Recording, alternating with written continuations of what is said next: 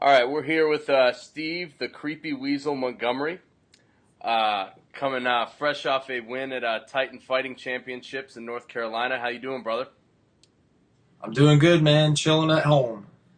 But yeah, I actually had the opportunity to catch your last fight. I was down there doing some things with Dewan Owens. Um, you know, you had a really sick fight. I mean, you and Raheem Cleveland pretty much like went at it for a full 15 minutes. Give us your thoughts on that fight, man, and what you thought about it. Yeah, it was definitely a barn burner, and I'm glad that it got tilted my way. It definitely wasn't what I had planned. I never planned to go out there and make it into a war. If it does, I'm always ready for the worst case scenarios at all aspects, on the ground, on the feet. But I really would have liked to have shown more of my skill as a mixed martial artist, taking it to the ground, up and down, change my levels more and mix it up a little more. But, sometimes it goes your way and sometimes it doesn't. And thank God I'm learning from a tough win and not a tough loss. I felt that I definitely won the fight, no question. But at the same time, there were some things that I know I didn't show. I didn't show my full potential. So I'm just ready to get back in the cage and show people why I'm not satisfied with the performance. Right on. You actually, I've seen kind of online between, talking to some other people, your manager, Ryan Hayes, that, you actually fought up a weight class uh, for this last one just to actually get a fight. Could you maybe shed some light on the issues you've been having finding fights? Yeah, we just had some issues finding guys at 170, and we really wanted to fight with Titan, especially coming near my hometown like that. So they had offered me a couple of fights at 170, but none of them really came to fruition like we wanted. So I just told them, it's 3 weeks away, or 3 weeks away. I don't really feel like cutting that weight all the way down to 70. And with that North Carolina rule where you have to do the reweigh the next day, I said, you know what, just find me someone at 85. It doesn't matter to me. I definitely didn't have the time I would have liked to have prepared for a fight at 85. But, we're fighters. You're not going to get perfect scenarios every time. You get the challenges, you accept the challenges, and it is what it is. So, I just wanted to challenge myself and always trying to put myself in the toughest fight possible because a lot of guys like to build their record before they get into the UFC, and that's great. I agree with building your record, but if you don't fight tough guys and get your cage comfortability with dangerous guys before you get to the UFC, you're gonna get to the UFC and be like a deer in headlights, and a friend of mine, Brad Pickett, told me. I mean, everyone knows Brad Pickett. The guy's wise beyond his years, man. And he told me, he said, it's not always about getting to the UFC. It's about staying in the UFC when you get there, which is the hardest thing. So I feel like I'm preparing my skills and honing my skills to when I get to the top level, I'll be ready to dig something solid there, like have solid ground there where I'm not going to be getting cut after 2 or 3 fights. I'm going to get there, stay there. That's the goal. Right on, man. You kind of touched on something that's pretty relevant. There's been a couple high-profile instances recently of guys getting signed to the UFC, and then you look at their records. Like one guy coming out of California, he fought in this one promotion, and I think he had only ever fought one opponent who had any wins whatsoever, and he fought the same guy twice. Yeah, And twice. yeah, he fought the same dude who was Need a rematch. 2-15 or whatever. He fought that dude twice, and then the rest of his opponents had like 0 wins, and so he went in at like 8-0. I think as much as an undefeated, nice record with quick stoppages might look. I mean, I'd have to agree with you. It's like if you are fighting like lesser opposition, and then you get in there, and even your first fight in the UFC, you're fighting someone who's at the top of the food chain. Yeah. You just wonder like what the logic is behind that. Like unless you have some really like great training partners that are better than everyone else, I guess. Yeah. Yeah. Which kind of segues into the next topic. You train an American Top Team in Florida. Pretty much in every weight class, they've got some of the top guys. Give us your thoughts on your training there and what that does for you. Oh man, it helps tremendously. It's just not only is it motivational because you see how hard everyone else is working, you see what they're accomplishing. So yeah, you have the placebo effect not placebo effect, I guess I should say by osmosis. You have guys that just, naturally their energy just rubs off on you.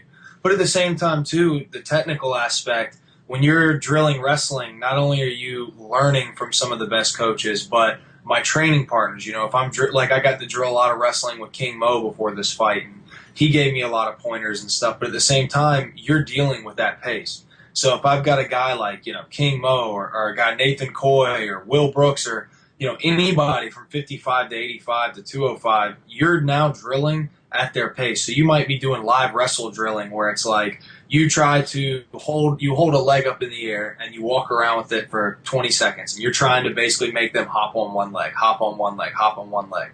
And so now and then as soon as the coach says go, they have to release the leg and blast the double leg on, and then you go. So you're sitting there hopping on one leg, defending a single leg for about 20 seconds, and then when the coach yells go, you've got to break this guy's grip, and it ain't easy to break a King Mo's grip or Nathan Coy or any of these D1 wrestlers, Colby Covington. You have to break his grip, drop down, shoot a double.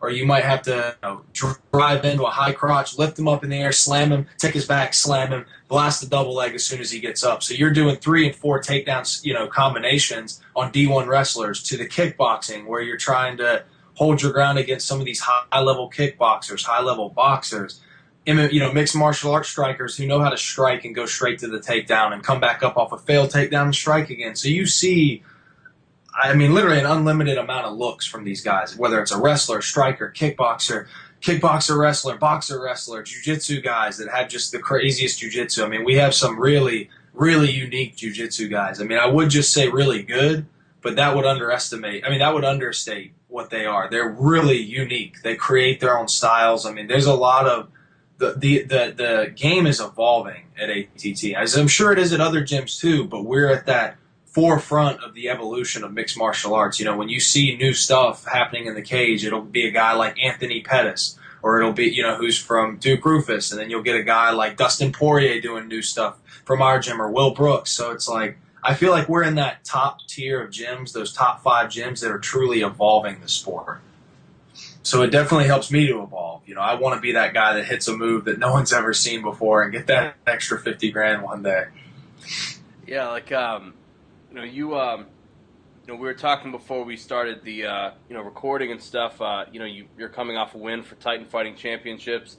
You were scheduled to fight October 11th, but some things have happened. You care to shed any light on that, man? Yeah, I was supposed to fight October 11th for Conflict MMA. It's an awesome show, and the owner of that show is the one who helped me get involved with Titan. And now Titan they've been really friendly ever since I fought for them. They really liked the fight, really enjoyed it, and they just came at us with a really nice offer for some future fights. So there's nothing on paper yet, so I wouldn't want to give everybody details to something that's not in concrete yet, but they've offered me a great offer, a great contract with several fights, and they got a date in mind and everything. So soon we're going to be coming out with some big fight news, and it was bigger than I expected it to be. So, happy camper here, man. Happy camper. Right on. Your most recent fight for them, you touched on it earlier, is in North Carolina, a state that I'm sure you had some experience fighting in before. They have a very interesting, weigh-in rule. I believe it's you can gain, from when you weigh in the night before the fight to 10 a.m. the next morning, you can gain up to 12 pounds, correct? 13 pounds. Yep. All right. I've been to a couple shows in North Carolina, and what that ultimately led to, which I saw, behind the scenes at Titan, is that you had some guys basically having to cut weight twice. What are your thoughts on that rule, and kind of what it does to an already complicated issue?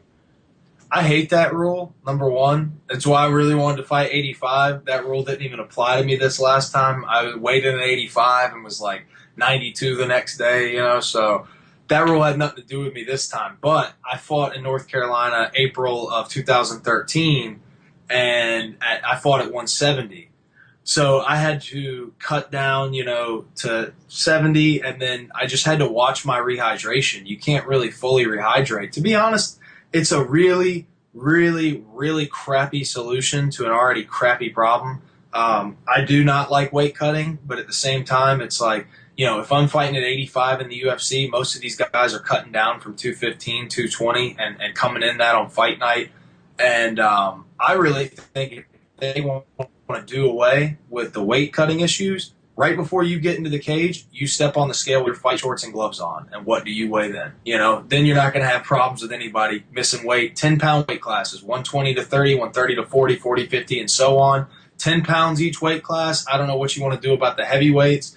Guys weigh in right there and go. I think that 13-pound crap is just dumb. You're going to keep some guys from cutting, but realistically, if they were trying to, I guarantee you the suggestion I just made, guys would still be trying to cut weight. It's like, yeah.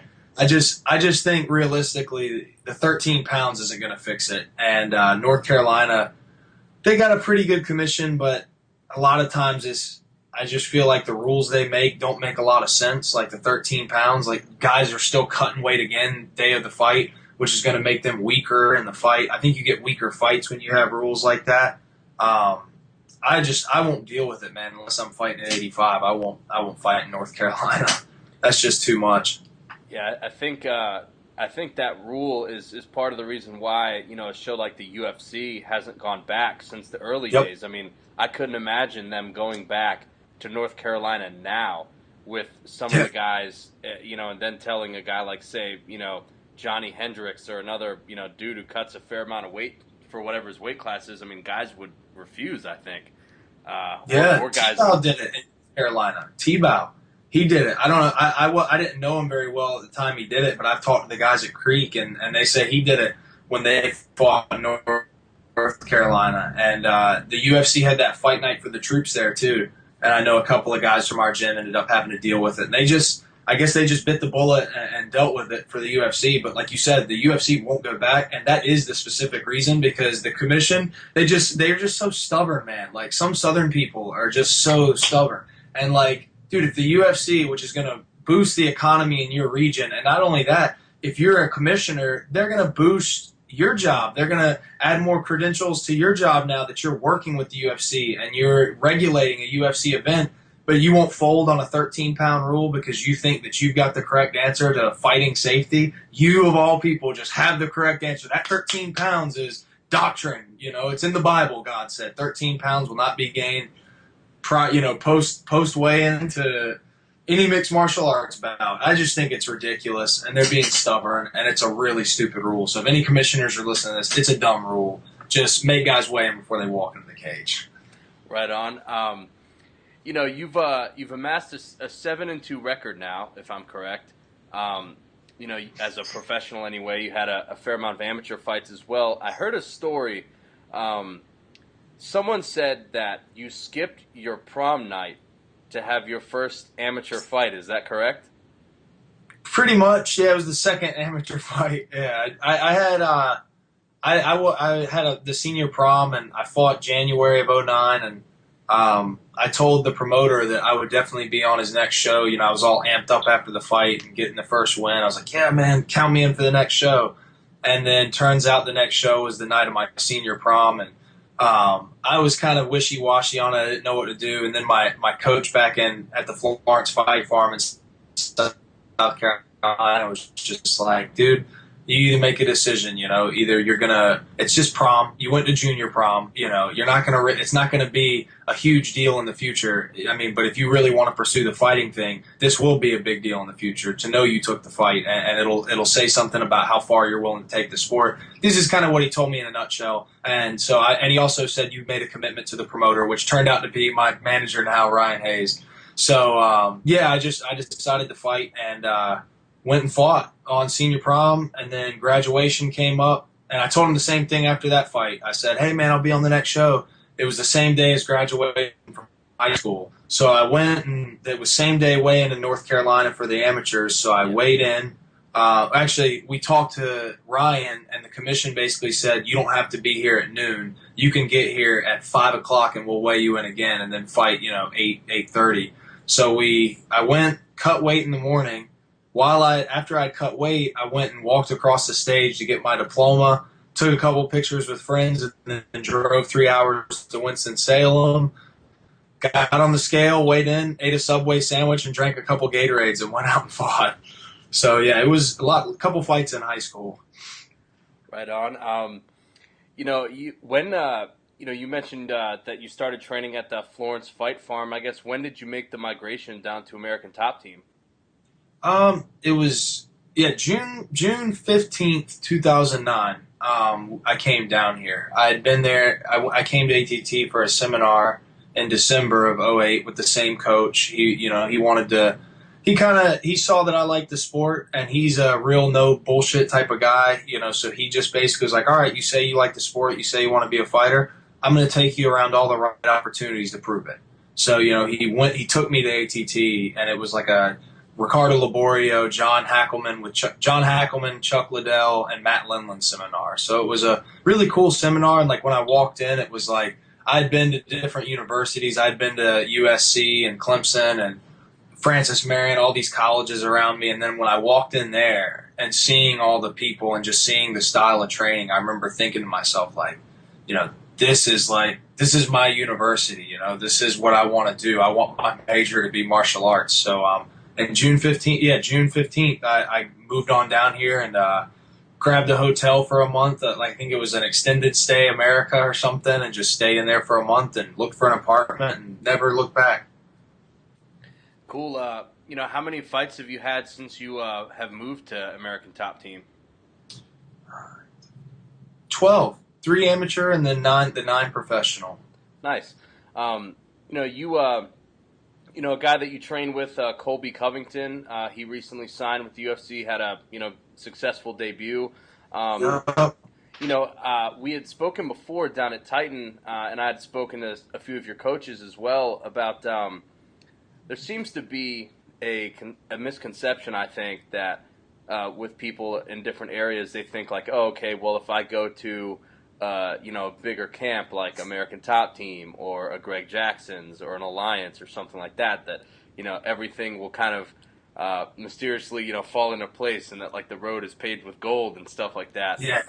But in reality, you aren't alone as far as guys at American Top Team having trouble finding fights. Do you care to shed some light on that? Yeah, it's a pretty simple equation, man. You can go to a big gym, but at the end of the day, remember that like they're already friends. They're already used to each other. So let's say there's a group, for example, there's a group of 20 guys at ATT. They've been training together 5 years. I show up with a little bit of experience, some amateur fights, this and that, and I want to train.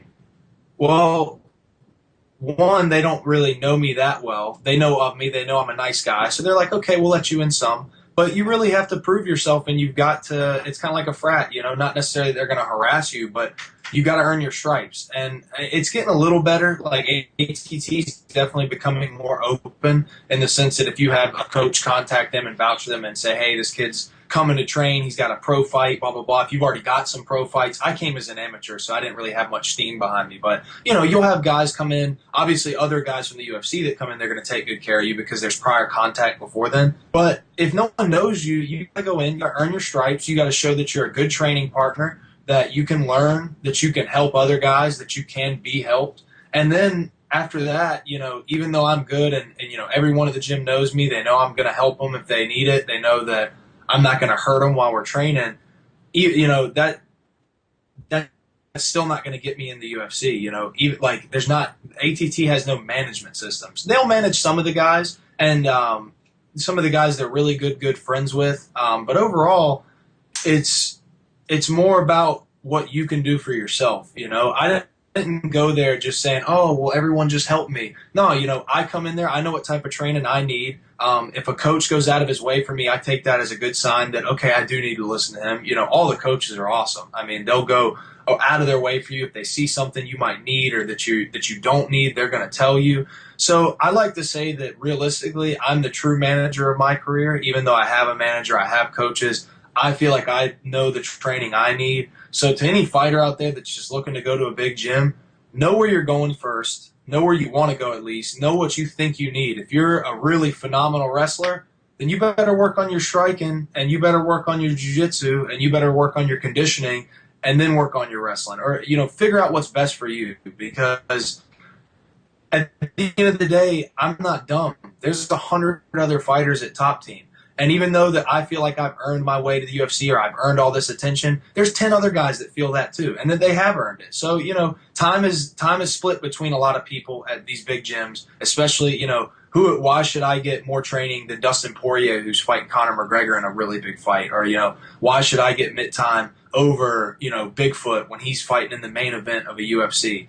But at the same time, I don't come in there with some kind of sense of entitlement. And because I don't, the coaches go out of their way for me. I'm nice to the coaches. I'm friendly with them. I've helped some of the coaches get ready for their fights when they fight. And they pay me back. They work with me very well. And I have, I'd say at least 10 to 11 coaches who are pretty much dedicated to helping me anytime I show up asking for help.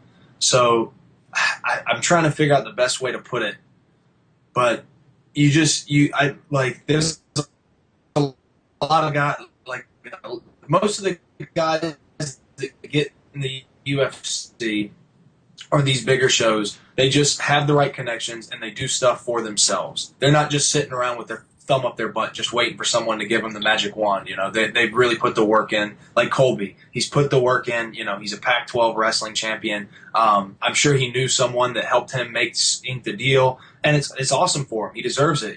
So now when I see my friends get signed to the UFC, it just makes me want, it motivates me, right away. The energy by osmosis just hits me, and I'm like, all right, what did right? Maybe I've got to do something different too, So I would just say, look out for you, and always be the leader of your own destiny. Don't just sit around and wait for someone to point out. That's about it, without rambling too much. Okay. I spoke with one of your coaches. He was an older guy from Philadelphia. He was saying that some guys from your gym, others, even guys who maybe didn't have the most intimidating record on paper, that you guys have been having problems, at the regional level. Once guys get to the UFC, obviously, you'll get fights. Because they are in the UFC, if you turn down but so many fights, they're probably just going to cut you. But, as at the regional scene, though, he was mentioning that you guys have a problem finding guys to actually sign on to fight you, What is your opinion on that, man?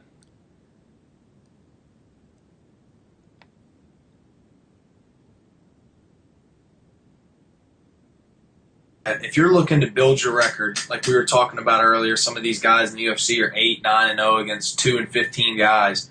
It's hard to build your record as an American Top Team fighter, because the lesser fighters are always going to see, oh shit, he's American Top Team, or if you're 4 or 5-0, they're going to see that he's undefeated, whatever it may be. Me, I was 3-2 for a while, but they were like, oh well, he beat Colton Smith, so we had problems finding fights.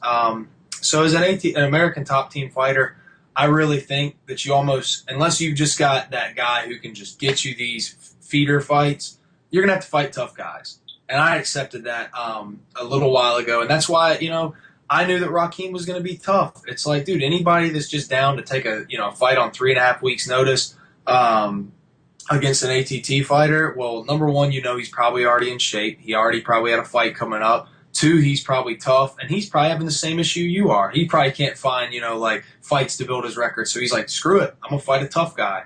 So I think on a lot of these regional shows, ATT fighters have issues. Like if you're 3-0 from ATT, it's going to be really hard to find a 2-1, 1-0, 3-0, 3-1, whatever, a record of a guy with 5 fights or less to fight you. And then he might fight you, but he might ask for too much money for this local show to pay.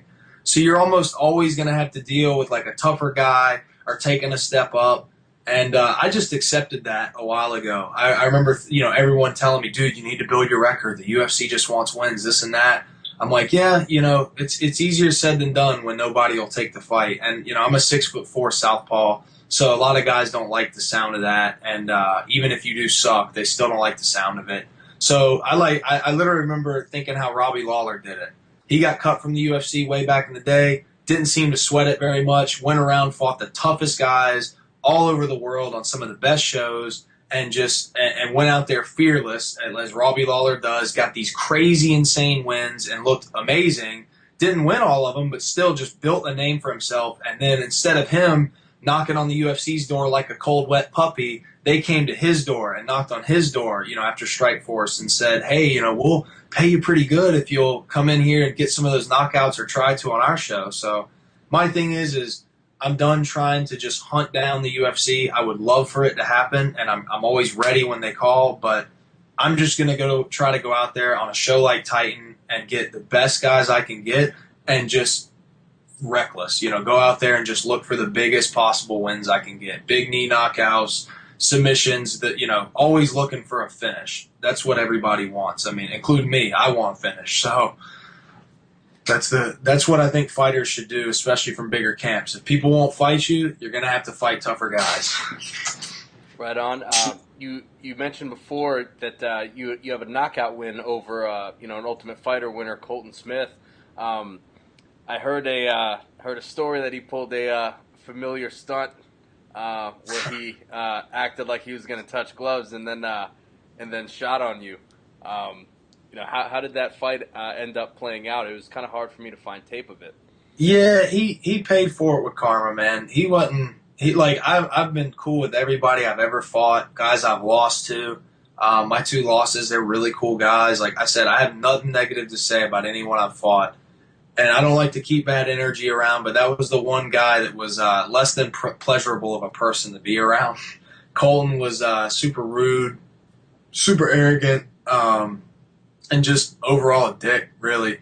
And he when we fought, I came out to touch gloves, and they were really pushing the fact that he was an Army guy. So my thing was, well, if he's going to be disrespectful, screw it. Just be respectful to him. He's a veteran. These people know him for being a veteran. You don't want to come off as a heel, for not touching gloves or for being a dickhead. So I touched his gloves, and immediately he came out and started throwing punches right off the glove touch. He went glove touch, right hand, left hand, and went through the first round. Then he pretty much cheated the whole time, kneed me in the balls. I had an omoplata sweep, and he ended up grabbing the cage for, I think it was close to 11 seconds, because Jorge Alonso doesn't know how to referee. Worst referee in MMA all over the world, period. Jorge Alonso, if you're watching this, quit. And so he grabbed the cage for like 11 seconds. He then after he kneed me in the balls, they restarted us, and I went to touch his glove again. Same thing, shot a takedown off of it.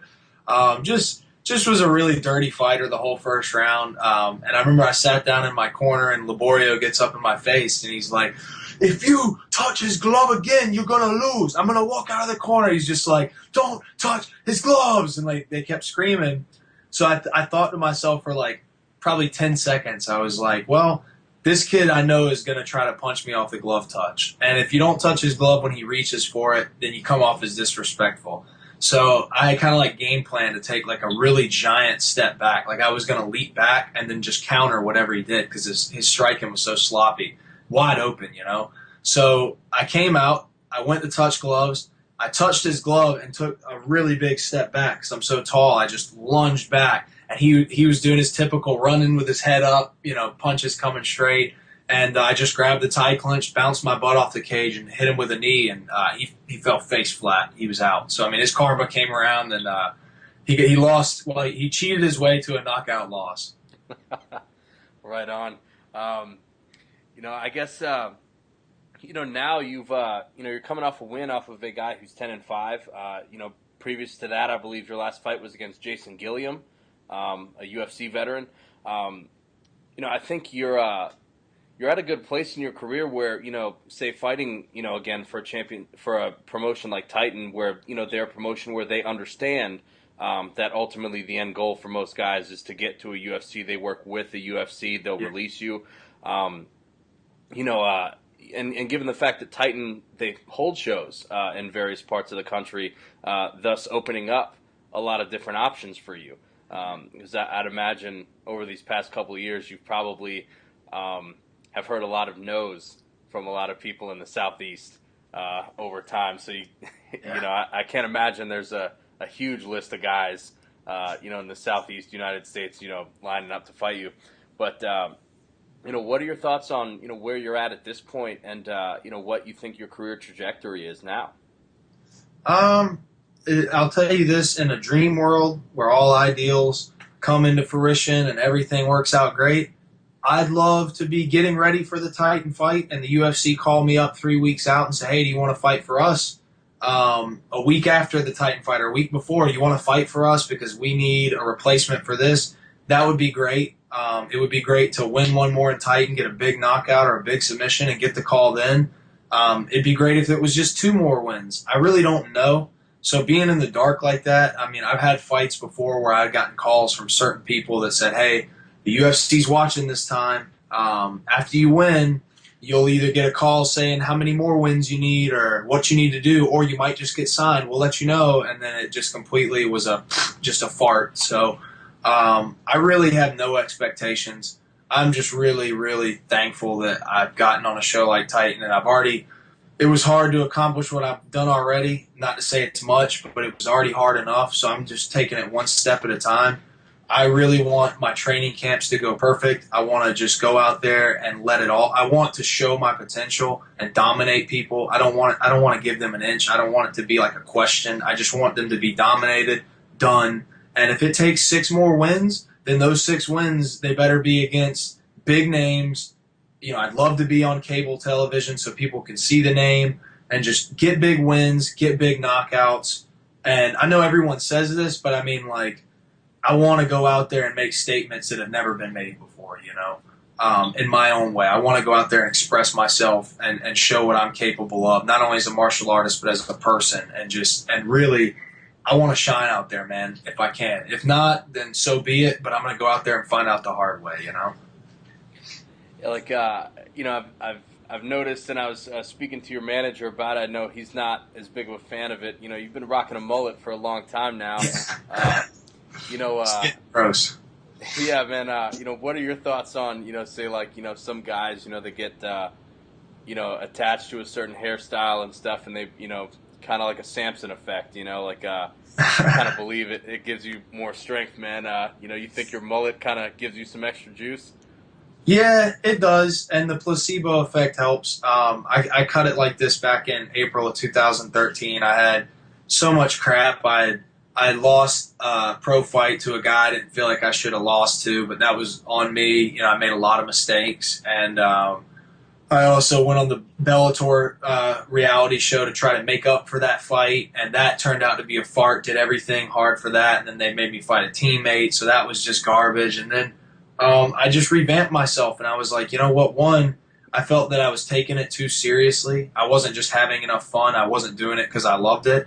And to kind of stop myself from taking it so seriously, I was like, let's do a funky haircut. Let's do something funny, but at the same time, something that applies to the fighting, nothing like crazy like pink hair or anything.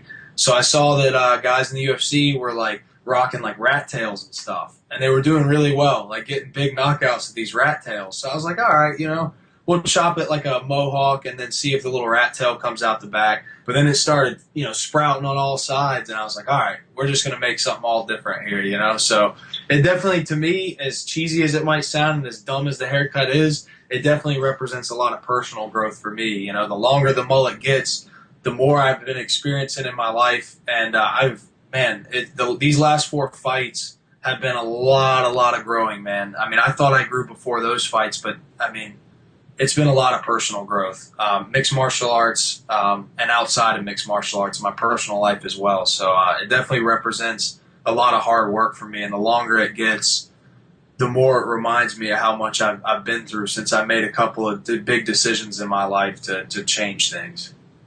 Right on. I personally think it'd be nice to see another guy rocking a mullet, in the UFC right Roy now. Nelson. Yeah, Roy Nelson. There's a couple guys in there like Ricardo Lamas or whatever. Yeah, he's got a mullet. Yeah, there's a couple guys of like Hispanic. Mike Pyle. Yeah. There's a couple other guys doing it, but I personally think the more mullets the better. Agreed. It's just kind of a swag statement. You can bring it back, man. That's what's. What else too? To me, the mullet just it goes to show how easy people are to manipulate, like, how they think. Like, you could have a mullet and people go, oh, you look like an idiot. They'll just make fun of you all day. But you go out and win 1 or 2 fights and you look good in those fights. And now, oh, the mullet's cool, man. That shit's cool. Like, people are so easy to sway their opinion. It just shows how human perception can be changed really fast. I know people still look at it with kind of like a ridiculousness to it, but they still like laugh at it. And it's just so funny how you can change what people think. It's like, dude, when I told people I was doing the mullet, they laughed. They're like, yeah, it won't get that long, this and that. No one had faith in the mullet, And then as soon as I let it grow, man, it's been growing, and now like it's definitely glued itself to my identity. Right on, man. As I'm sure your beard has yours. Yeah, man. I haven't been clean shaven since like fully clean shaven since like 2006. Woo! And, I wish I could do that. Imagine a beard and a mullet. Oh. That'd be sick, man. But yeah, personally, man, the last real picture that I have is like my college ID from when I was a freshman. And That's awesome. I was like, clean shaven and stuff, and I look at that, I'm just like, man, that's legit. I don't look like myself. Like, I couldn't imagine ever being without it again, man. But you know what? You've got a fountain of youth on your face right there, because the second you want to look 10 years younger, zip, zip, zip, it goes, you look like you're 17 again, man. Yeah, I'd probably, start to get carded. Maybe if I ever get in trouble and I've got to, go on the run or whatever, as long as I wear long sleeves and shave my face, man, no one will recognize me. Oh, for sure. But yeah, man, listen, it was great talking to you. Before we get going and stuff, is there, anyone you'd like to, give a shout out to as far as, people in your corner, helping you get ready for your fights, and, anyone who's really helped you in your career overall, man? For sure, man. The last ramble I'll do, shout outs, and it's perfect 'cause I got my banners right here, so I'm not going to forget anyone. Start with the coaches, Master Conan, Laborio, Pahumpa, Cattell, Makahau, my boxing coach, Chuck. That guy sacrifices a lot of time and energy for me. My strength and conditioning coach, Brian Harris. My roommate, Jake Gombos. My boy, Sabaha Masi. So many good training partners I couldn't even get into. Our wrestling coach, Kami Barzini.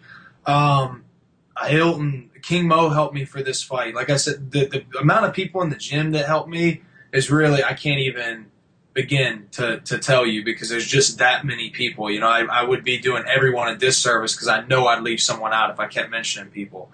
Obviously, just everyone at American Top Team, they really do go out of their way for me on a lot of occasions. And also my coach back home, Eric Lee from the Florence Fight Farm.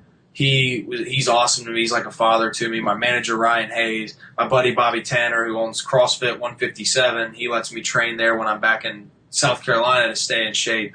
All the guys at Swamp Fox Jiu-Jitsu. I definitely got to give a huge shout-out to my buddy, Jeffrey Brandon Brigman.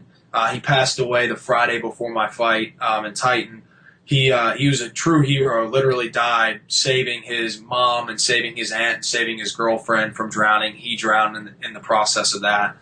Just a horrible accident. And so I want to give a huge shout out to his family and thank them for letting me come and speak with them and letting me wear his name and his ribbons all over the banner. And then when it comes to just the sponsors, man, my best friend Harley Bofshever at Bofshever Wellness Center, that's my physical therapist and rehabilitation guy. If I'm hurting, that's who I go to. It's not even a question. He's pretty much my primary care physician. And Fresh Meal Plan, my buddy Gio Brandoni owns that company. They're amazing, amazing food. Perfecting Athletes with Paulina and Michelle, they are angels, and they help me make weight every time. I've never missed weight. Salesfreaks.com, Insurance Academy, stickers, shirt printing, Everlast, Anthony's Coal Fire Pizza, Fighters Against Child Abuse, 1520 Ultra Lounge and Billiards Club. It's like a bar in Florence. That place is awesome. And also, too, this isn't really a sponsor, but my buddy Paul Plasman, his son Owen Plasman, has osteosarcoma in his leg. It's a type of bone cancer in his leg. He completely beat out the cancer, and he's got a steel rod in his femur that actually will expand with him throughout his life and when he grows. So he's been battling cancer. So Facebook.com/prayers for Owen. if you want to find out ways to help, not just financially, they do, all sorts of runs and triathlons for him, and just to raise awareness. The kid's awesome. He's a stud. And last, but the main people to thank are my mom and my dad, Barbara Warren, Montgomery. They're amazing. They support me 100% and always have. And if it wasn't for them, I wouldn't have been born. I wouldn't have been motivated, and I wouldn't have love to give. So definitely to my parents. And thank you, Dave, for giving me the time and interviewing me and hearing me ramble and ramble and ramble. Oh no, man, it was definitely good, man. It's nice to talk to guys who actually give legit answers and don't just kind of give one sentence real kind of PC cookie cutter stuff. So I enjoyed it, man. I hopefully once you get some good fight news and stuff, man, I'd love to do it again. Definitely. But yeah, man. So anyways, thanks again, man. And for everybody out there, check him out. He's Steve the Creepy Weasel Montgomery. Check him out on Facebook, Twitter. Definitely show him some love, because this is a guy that I think personally, he's going to be doing some big things and making a step to the next level pretty soon. So check him out, guys. Much love, guys. Thank you so much, Dave.